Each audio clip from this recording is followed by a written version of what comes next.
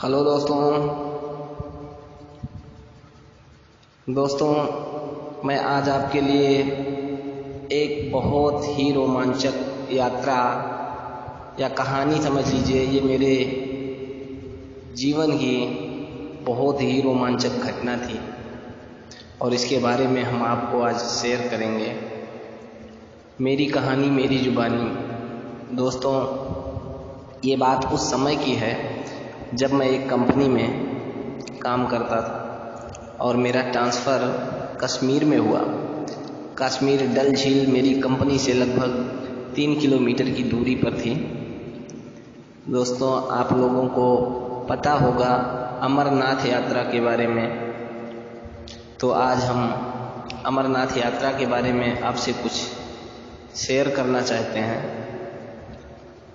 दोस्तों, उस समय की बात है कि मेरे मन में यही जिज्ञासा हुई कि मैं भी अमरनाथ यात्रा करूं और प्रभु भोलेनाथ की कृपा से वो समय भी पास आ गया। ये बात 2016 जून की है। आनन फानन में डॉक्टर जांच वगैरह करवाया गया। दोस्तों, आपको बताना चाहूँगा कि अमरनाथ यात्रा पे जाने से पहले आपकी जांच की जाती है, क्योंकि वहाँ ऑक्सीजन की मात्रा बहुत कम है। कोई बीमारी अगर किसी को है तो आप लोगों का रजिस्ट्रेशन कैंसिल हो सकता है। मित्रों, मैं बताना चाहूँगा, हमारे ग्रुप के 4 लोग हमारे साथ जाने को तैयार हो गए। हम लोग जाने के लिए बिल्कुल रेडी, बिल्कुल तैयार हो गए और वो दिन आ गया। हम लोग यात्रा के लिए निकल पड़े। ये यात्रा मेरे जीवन की बहुत सुखद यात्रा और रोमांच से भरपूर थी। दोस्तों, हमारा पहला पड़ाव पहलगांव का था, जो बहुत प्रसिद्ध पर्यटक स्थल है, जो हम अपने अंदर प्राकृतिक सुंदरता को समेटे हुए प्रतीत होता है। हम लोग थोड़ा आराम करने के बाद वहाँ से प्रस्थान किए। दोस्तों, हमारा दूसरा पड़ाव चंदन घाटी के नाम से हमारा दूसरा पड़ाव चंदनवाड़ी के नाम से जाना जाता है। भाइयों, यहाँ पर यात्री पहली रात यहीं पे बिताते हैं। यहाँ सरकार की तरफ से कैंप बनाए जाते हैं, जिसमें कुछ पैसे देकर आप रुक सकते हैं। भाइयों, यहाँ से ठीक दूसरे दिन हम लोग पिस्सू घाटी की चढ़ाई शुरू करते हैं।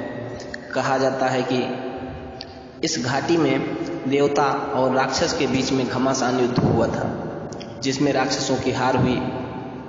और यहीं बगल में लेदर नदी के किनारे किनारे ये यात्रा बड़ी सुखद, बड़ी अच्छा और ज़्यादा कठिन नहीं थी। दोस्तों, हमारा तीसरा पड़ाव शेषनाग में हुआ। यह मार्ग खड़ी चढ़ाई वाला था। यहीं पर हम लोग समुद्र तल से 11,120 फुट की ऊंचाई पर थे।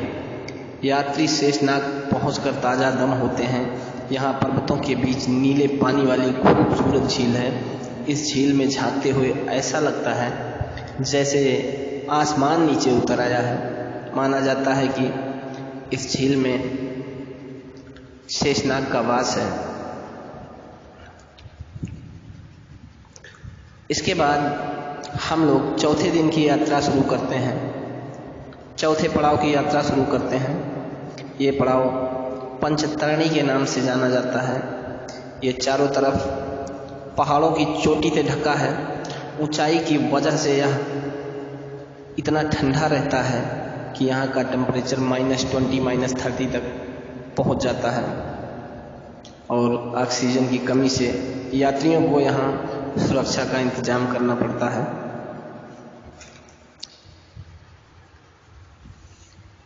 हम लोगों का 5वां पड़ाव यहाँ से 8 किलोमीटर गुफा है और रास्ते में बर्फ ही बर्फ जमी होती है।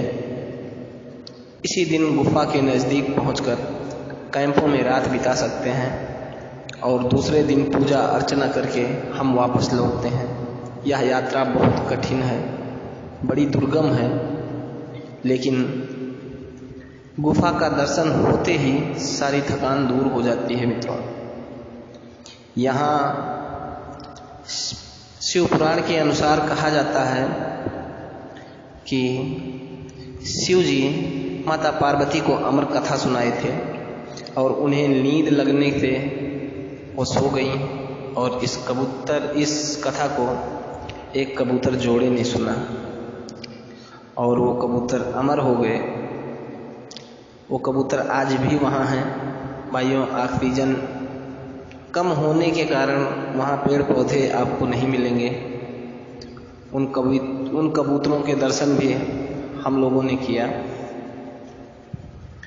इस यात्रा में हम लोगों को बहुत कठिनाई का सामना करना पड़ा था, क्योंकि उस समय आतंकवादियों का कुछ ऐसा कार्य संपन्न किया भारत सरकार ने। इसके बारे में मैं दूसरे पार्ट में आपसे मिलूँगा। दोस्तों, अगर कहानी अच्छी लगी तो चैनल को सब्सक्राइब करें और बेल आइकन को दबा दें, जिससे हम आपके लिए ऐसी रोमांचक यात्राओं को ला सकें। और कहानी अच्छी हो तो कमेंट करके ज़रूर बताएं। दोस्तों, हर हर महादेव, वंदे मातरम।